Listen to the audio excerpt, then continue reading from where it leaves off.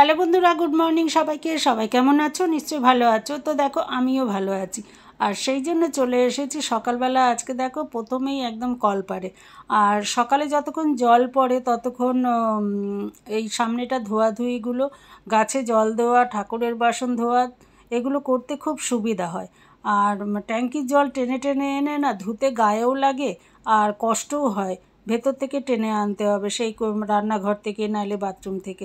আর এই জন্যে এখানে যেটুকুনি পড়ে সে তাতে কিন্তু বেশ ভালোভাবেই আস্তে পড়লেও কিন্তু কিছু কিছু সময় খুব আস্তেই পড়ে জলটা, আবার অনেক অনেক সময় কিন্তু খুব স্পিডে পড়ে, জলের প্রেশারও অনুযায়ী কলটাতে জল পড়ে। তো যাই হোক, আজকে কিন্তু খুব ভালোভাবে পড়ছে, ওই জন্যে সকালেই আগে এগুলো সেরে নিই, বাইরের কাজগুলো, তারপরে এবার ঘরে রান্নাবাড়ি সমস্ত কিছু আছে।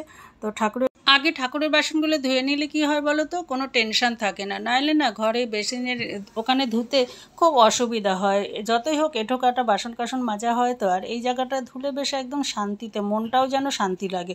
তো যাই হোক, বাসনগুলো ধুয়ে নিলাম। আর ঠাকুরের বাসন কিন্তু একটা দুটো করে কম না, বেশ অনেকটাই বাসন হয়ে যায়। বাইরের কাজটা সারা হয়ে গেছে, এখন আমি চলে আসলাম রান্নাঘরে। এবার প্রথমেই আগে চা বসাবো। মাসি নাহলে চলে যাবে, খেতে পারবে না। আর মাসি থাকতে থাকতে একটু ওনার মাথা তো কোনো ঠিক নেই, কখন যে গরম কখন যে নরম বোঝা মুশকিল হয়ে যায়, ওনার সঙ্গে তাল মিলিয়ে চলতে হয়। আর দেখো, এই নেতাগুলো কিন্তু আমি প্রতিদিন রান্নার পরে কেচে টেচে ধুয়ে মেলে দিই। আর যতই রান্নার নেতা হোক না কেন, মোছার জন্য হোক না কেন, তাও কিন্তু পরিষ্কার না থাকলে কিন্তু নিজের মনটাও ভালো লাগে না। আমার কিছু একটু সব কিছু একটু পরিষ্কারের বাতিক, ওই জন্যে আমার সঙ্গে কিন্তু কারোর সঙ্গে বনতে চায় না। আর তোমরা নিশ্চয়ই দেখে থাকবে, আমি প্রত্যেকটা দিনই রান্না করার পরে সঙ্গে সঙ্গে যতক্ষণ আমি রান্নাঘরে থাকবো ততক্ষণ আমার কিন্তু রান্নাঘরে কাজ থাকবে। রান্না শেষ মানে আমার রান্নাঘরের কাজও শেষ। আর প্রথমে আজকে মাছগুলো ভালো করে ধুয়ে নিচ্ছি, কেন এগুলো কিন্তু বরফ জমা ছিল, তা বার করে রেখেছিলাম সকালে।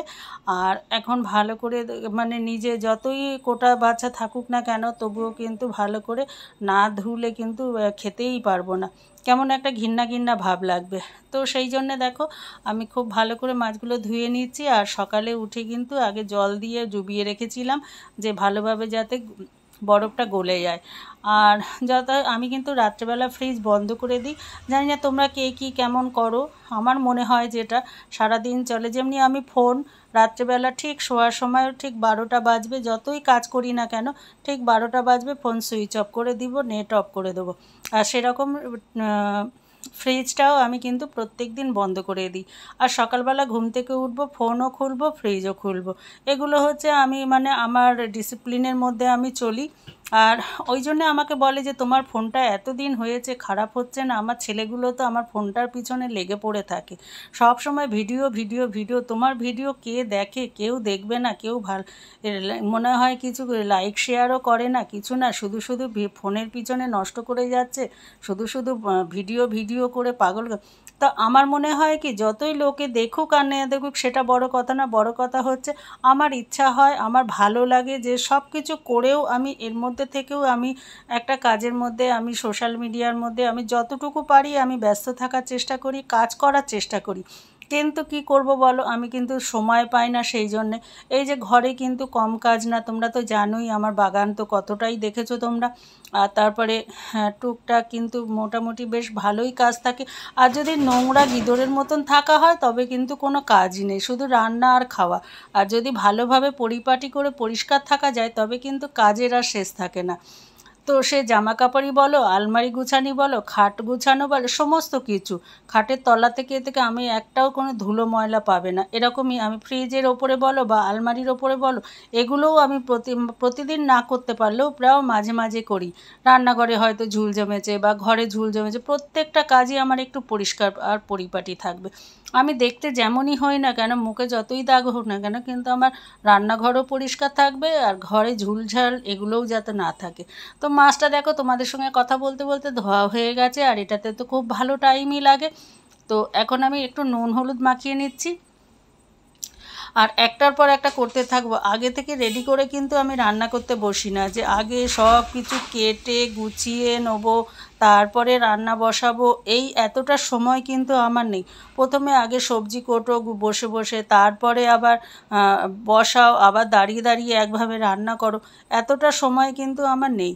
ওই জন্যে আমি, তোমরা জানো, যখনই রান্না করতে শুরু করি তখনই কিন্তু একবারে মানে একটা করে বসাবো আর এক কড়াই বসিয়ে যতক্ষণে গরম হবে ততক্ষণে একটা জিনিস করে নেবো, এইভাবেই আমি কিন্তু করতে থাকি।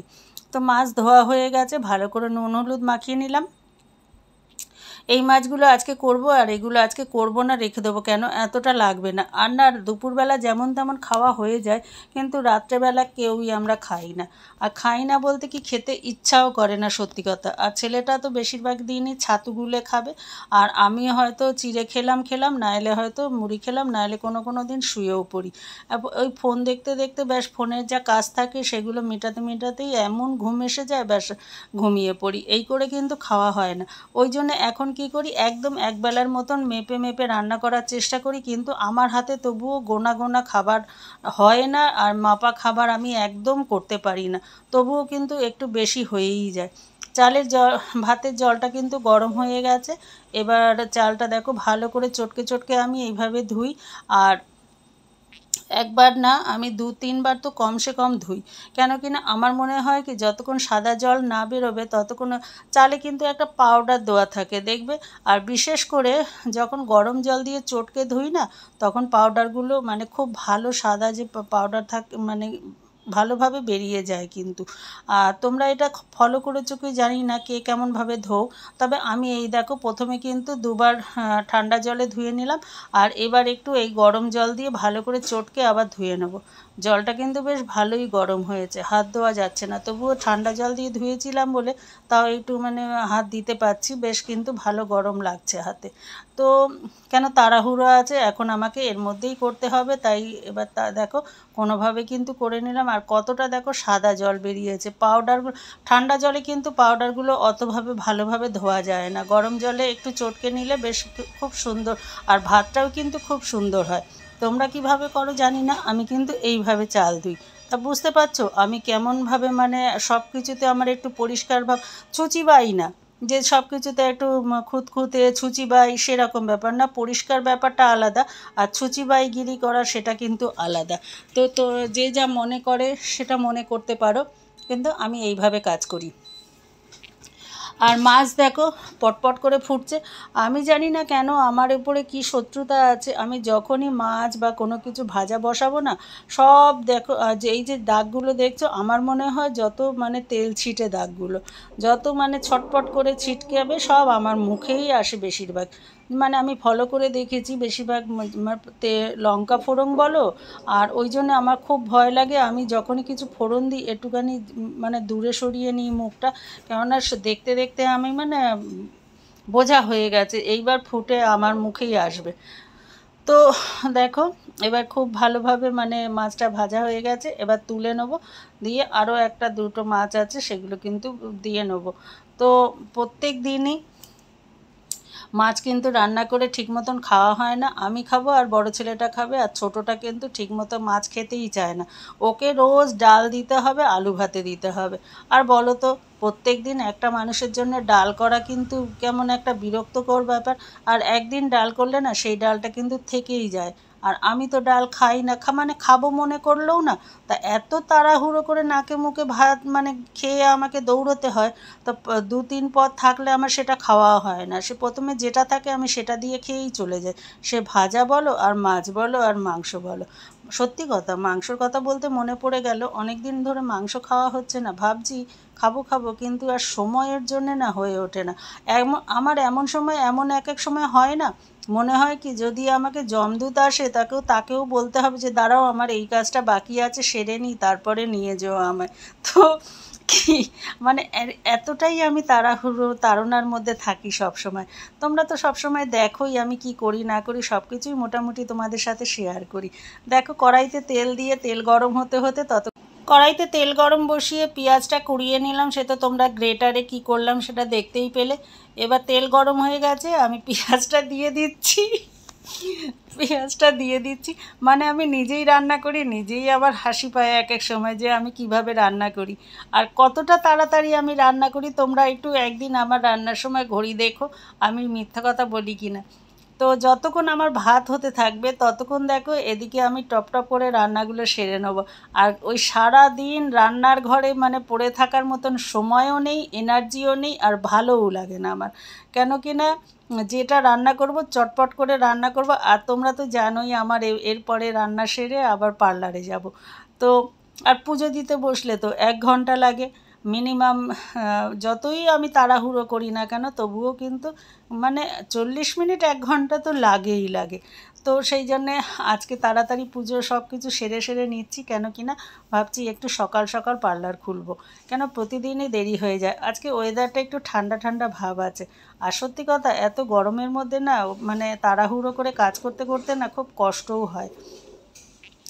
পেঁয়াজে ভাজা হতে হতে আমি আলুটা দিয়ে দিয়েছি। আর আলুগুলো ভাজা হতে হতে দেখো এবার নুন হলুদ সব মশলা এর মধ্যে দিয়ে দেবো। আর কিভাবে করছি সেটা তো তোমরা দেখতেই পাচ্ছ, কোনো দাঁড়ানোর বসার সিন নেই। মানে এত জলদি জলদি আমি কাজ করি। আর তোমরা বলবে কি কাঁচা খায় নাকি? না, কাঁচা তো একদমই খাই না, কাঁচা কি খাওয়া যায় নাকি? কিন্তু আমার রান্নার প্রসেসটাই এইরকম। আর একটু চাপা দিয়ে দিয়ে করলে না তাড়াতাড়ি সিদ্ধটা ভালো হয়। মানে একটু কষিয়ে এবার চাপা দিয়ে দেবো, আঁচটা কমিয়ে দেবো, দেখবো সিদ্ধটা কিন্তু খুব তাড়াতাড়ি ভালো হয়ে যায়। কষানোটা হয়ে যাবে আর সিদ্ধও হয়ে যাবে। আর ততক্ষণে আমি দুটো টমেটো বার করে নিচ্ছি, আর মশলা আছে বাটা সেটাও বার করে নিলাম। আর মশলাটা কালকে বেটেছিলাম, একটু বেশিই হয়ে গেছে। মানে যেদিন মশলা বাটি সে পরের দিনের মতন একটুখানি বেশি মতনই বাটা হয়ে যায়, কেন মিক্সিতে কিন্তু একদম কম বাটা যায় না, সেটা সকলেই জানো যারা মিক্সি ব্যবহার করো। তা টমেটো দুটো বার করে নিলাম। এবার একটু ধুয়ে এই দুটোকে হাতে করেই কেটে নেবো ছুরি দিয়ে। আর টমেটো লঙ্কা এগুলো তো আমি লঙ্কা তো কাঁচি দিয়ে কাটি, তোমরা জানো, দেখে থাকবে। আর কাঁচা লঙ্কা যখনই কাটি তখন কাঁচি দিয়েই কাটি, না আমার যেন ওটাই সুবিধা মনে হয়। আর লঙ্কাটা একটু না হাত আমি সবসময় অ্যাভয়েড করি, কেননা কখন কোন কাস্টমারের মুখে যে লাগবে লঙ্কার হাত তখন আমার একটা কিল মাটিতে পড়বে না। তো সেই জন্যে সবসময় লঙ্কাটা কাঁচি দিয়ে বোটা ধরে কাঁচি দিয়ে কাটার চেষ্টা করি। আর দেখো টমেটোটা কাটা হয়ে গেছে, আমি এবার তরকারিতে দিয়ে দিলাম। আর এদিকে কিন্তু ভাত হয়ে এসেছে, এবার নামাবো মনে হচ্ছে। তো এখনও দেখতে সময় পাইনি, কেন এদিকে কড়াই আবার পুড়ে যাবে। তো সেই জন্যে এটাকে ভালো করে কষানো বসিয়ে তারপরে এবার ভাতটা দেখব। আর জিরে আদা ধনে লঙ্কা গোলমরিচ সব কিন্তু একসঙ্গে বাটা রয়েছে, সেটা দিয়ে দিলাম 2 চামচ। 2 চামচও ঠিক না, 1.5 চামচের মতন। তো এবার ভালো করে আবার কষিয়ে নেব। আর খুব খুব মানে বেশি কষাবো না, বেশি রিচ করছি না। আর এগুলো তো কাঁচা লঙ্কা বাটা, কাঁচা লঙ্কা না, তোমরা দেখেছো আগের দিন করেছিলাম যে শুকনো লঙ্কাগুলো শুকিয়ে গেছে, সেগুলো কিন্তু আমি ফেলি না। আর লাল লঙ্কা ছিল তো পাকা পাকা, যার জন্য শুকনো লঙ্কার মতনই হয়ে গেছে। সেই লঙ্কাগুলোও শুকিয়ে রেখেছি, ওই লঙ্কাগুলোই কিন্তু মিক্সিতে মানে বেটে তরকারিতে দিয়ে দিই। ফেলবো কেন, ফেলতে আমার খুব মায়া লাগে, কোনো জিনিসই আমি ফেলি না। যে কোনো জিনিস ফেলতে গেলে অন্তত 7বার ভাবতে হয়। আর সত্যি কথা এখন এত মানে কাজের তাড়না পড়ে যায় না, ওই জন্যে আরও কষ্ট হয়। সারাটা দিন দাঁড়িয়ে পরিশ্রম করে তারপরে কিন্তু পয়সা জোগাড় করতে হয়। মানে চিন্তা করতে হয় যে আজকে কি হবে, আজকে কি হবে। প্রত্যেক দিন ঘুম থেকে উঠি চোখ খুলে তখনই চিন্তা হয় আজকে কি হবে, কেমন হবে, ভালো যাবে তো, ভালো হবে তো। এই টেনশান হতে থাকে সারা দিন, সকাল থেকে নিয়ে একদম রাত 10টা পর্যন্ত। যতক্ষণ পার্লারে থাকি ততক্ষণ একই আর পরপর যদি কাস্টমার এসে থাকে তখন তো টেনশানটা চলে যায়। আর যখন না হয় তখন তো টেনশান হতেই থাকে, সেটা যারা ব্যবসা করো তারা সকলেই জানো। তো হ্যাঁ, কোনো দিন ভালো কোনো দিন খারাপ সেটা তো আছেই, বলবো না রোজই হয় বা রোজই হয় না সেটাও বলবো না, সেটা বলা মিথ্যা হবে, ভগবান পাপ দেবে। তো দেখো কথা বলতে বলতে আমার মাছের কষানো হয়ে গেছে তরকারিটা, এবার মাছগুলো দিয়ে দিলাম। এবার অত মানে সময় নেই যে ওটা ফুটবে, তারপরে এমনিতে কিন্তু অল্প তো একটু গরম হয়েও গেছে। আর আমি দিয়ে এবার চাপা দিয়ে এবার আর বাকি যে কাজগুলো আছে বাইরে জলের বালতি টালতি সেগুলো আমি কিন্তু সারতে থাকবো। আর জলটা যদি না ভরে রাখি আবার জল চলে যাবে, আর রান্নাঘরেও এক বালতি জল রাখি, সেগুলোও কিন্তু মানে রাখতে পারবো না। 9টা বাজে, জল যাওয়ার টাইম হয়ে গেছে অলরেডি। আর আজকে আমার 9টার মধ্যে কিন্তু রান্নাও কমপ্লিট হয়ে গেছে। আর আমি দেখেছি প্রত্যেক দিনই যদি যেদিন আমি মনে করব না যে বেলা এসে করব, সেদিন এত কষ্ট হয়, এত হয়, আর কিন্তু সময়ও পাই না। আর যেদিন আমি সকাল সকাল রান্না করে রেখে আসি, সেদিন কিন্তু অঢেল সময় থাকে মনে হয়। তো এরকমই হয়। তো মাছের ঝোলটা কিন্তু আমার হয়ে গেছে, আর খুব বেশি ঝোল রাখিনি, আর যেহেতু ছোট কড়াই, আর ওই জন্যে মনে হচ্ছে যে হয়তো অনেকটাই ঝোল আছে, কিন্তু ঝোল বেশি নেই। আর এবার কড়াইটা ভালো করে ধুয়ে আমি বিট দুটো ছুলে রেখেছি, সেটাকে কুড়াবো। কুড়িয়ে সেটাও দেখো তোমরা, কড়াই বসিয়েই কিন্তু আমি কুড়াতে থাকবো। হাতে সময় পাইনি যে বিটগুলো আগে থেকে কুড়িয়ে নেবো। কড়াই কিন্তু ধুয়ে নিলাম, এবার বসিয়েও নিলাম। এবার দেখো কড়াই যতক্ষণে গরম হবে ততক্ষণে এবার মাছটা, ছেলেটা এসেছে, ওকে বললাম যে কি মাছটা একটু রেখে দে না। এবার দেখা যাক কি করে। ভাত কিন্তু হয়ে এসেছে, এবার ভাতটা উপর দিয়ে দেবো। এবার কড়াইটা গরম হতে দিয়েছি, গরম হবে না এদিকে ভাত উপর দেবো, সেটাই চিন্তা করছি যে কোনটা আগে করা যায়। তো ভাতটাই উপর দিয়ে দিই, নাহলে কিন্তু নষ্ট হয়ে যাবে, আর কেন গলে যাবে বেশিক্ষণ যদি থাকে। তো ওই জন্য ওপাশের গ্যাসটা অফ করে এবার মানে আর তো রান্নার কোনো ঝামেলা নেই। এবার এই গ্যাসটার মধ্যে কড়াইটা বসিয়ে দিলাম, মানে একটা ওভেন এতক্ষণে ফাঁকা হলো। এবার এটার মধ্যে বিট ভাজাটা বসাবো। তো কিভাবে বসাচ্ছি সেটা তোমরা দেখো, আর তোমরাও কিন্তু এইভাবে বিট ভাজা খেয়ে দেখবে, আশা করি ভালো লাগবে। আমি কিন্তু যখনই রান্না করি তখন এক এক সময় এক এক রকমভাবে রান্না করি। আর আজকে যেটা করব বাদাম ভাজা দিয়ে, চিনে বাদাম যেগুলো চেনো তো, নিশ্চয়ই চিনে থাকবে সবাই। তো ছেলেটাকে বললাম মাছের তরকারিটা নিয়ে যা, নাইলে আবার কিছু পড়বে টড়বে, তো খাবার টেবিলে রেখে চাপা দিয়ে দে। তা ও যথারীতি নিয়ে গেল। মোটামুটি অনেকটাই হেল্প করে আমার সঙ্গে, তাড়াহুড়ো থাকলে আমি এদেরকে বরাবরই আমি এইভাবেই কাজ শিখিয়েছি। আর প্রত্যেকটা কাজ ওরা নিজেরা করে রান্না করে খেতে পারে, সেরকমভাবেই ওদেরকে তৈরি করেছি। কিন্তু সব কিছু কপাল আর ভগবানের পরিহাস, জানি না কি হবে। তো চলো, ফালতু কথা বলে কোনো লাভ নেই। এবার আমি তরকারিটা কিভাবে বসাচ্ছি সেটা তোমরা দেখতে থাকো। আর প্রথমে কড়াইতে তেল দিলাম। এবার খুন্তিটাও ভালো করে ধুয়ে নিচ্ছি, কেন মাছের খুন্তি ছিল ওই জন্যে। প্রত্যেকটা জিনিসই আমি একটা রান্না হয়ে গেলে তারপর কিন্তু ভালো করে ধুয়ে নিই, যে এই নয় যে ওইটার মধ্যেই আবার বসাবো। দেখো কড়াইটাও কিন্তু পুড়বে, মাজতেও কষ্ট হবে। আর এই বাদামগুলো এবার আমি কড়াইতে দিয়ে দেবো, ভালো করে ভেজে নেবো। এটা কি বলো তো, চিনে বাদাম, তোমরা নিশ্চয়ই চিনবে সবাই। তো যেগুলো ওই যে খোসাওয়ালা বাদামগুলো যে থাকে, সেই কিন্তু বাদাম, তো আমরা চিনে বাদাম বলে জানি। তো খোসা ছাড়িয়ে খায় যেগুলো, সেইগুলোই কিন্তু মানে আলাদা পাওয়া যায়। তো যাই হোক, এখন বাদামটা ভাজতে দিতে দিতে দেখো ততক্ষণে আমি গ্রেটারে খুব তাড়াহুড়ো করছি, কিন্তু তোমরা জানি না কতটা বুঝতে পারছো, কেননা কড়াই আরও জ্বলে যাবে এবার। বাদাম ভাজা বসিয়ে আমি বিট কাটতে শুরু করেছি, ছুলে রেখেছিলাম, এবার কুড়িয়ে নিচ্ছি। আর যত তাড়াতাড়ি হয় সম্ভব এটা কুড়িয়ে নিতে হবে, নাহলে দেখো কড়াইয়ের দিকে তাকাবো আর বিটটা কুড়াবো, যদি কড়াই জ্বলে যায় তেলটাও তো পুড়ে যাবে। তো যাই হোক, এবার তোমাদের সঙ্গে কথা বলতে বলতে আমার মোটামুটি বেশি নিইনি, দুটো বিট নিয়েছি আজকে, কেননা বেশি ভাজা হলে না আবার খেতে চায় না কেউ ঠিক মতন, আমাকেই বেশি পরিমাণটাই খেতে হয়। তো যেহেতু আমার রক্ত নেই, সেই জন্যে আমি খাইও মাঝে মাঝে এটা করে, আর এইভাবে করলে কিন্তু সকলেরই খাওয়া হয়ে যায়। আমি একা কেন খাবো, তো বিষ খাবে তো সবাইকেই বিষ খাওয়াবো। তো সেই জন্যে ওদের কাছে তো এটা বিষের সমান। আমি না এলে ভালো মনে করি, কিন্তু ওরা তো ভালো মনে করে না। তো ওই জন্য ওদেরকে এইভাবে শাস্তি দিতে হয়। এরকম করে রান্না করলে মোটামুটি সুস্বাদু হয়, আর সবাই খেয়েও নেয়। কেউ বুঝতেই পারে না, খাওয়ার সময় আর জিজ্ঞেসও করে না। আগে প্রথম প্রথম ভাবতো কি যে মনে হয় লাল শাক ভাজা, তা যখন জিজ্ঞেস করতো আমি বলতাম কি লাল শাক ভাজা, তা দিব্যি লাল শাক ভাজা মনে করে খেয়ে নিত। আর সত্যি কথা বন্ধুরা, বিশ্বাস করবে না, তোমরাও এইভাবে কুড়িয়ে খাবে, দেখবে লাল শাক ভাজার মতনই লাগবে।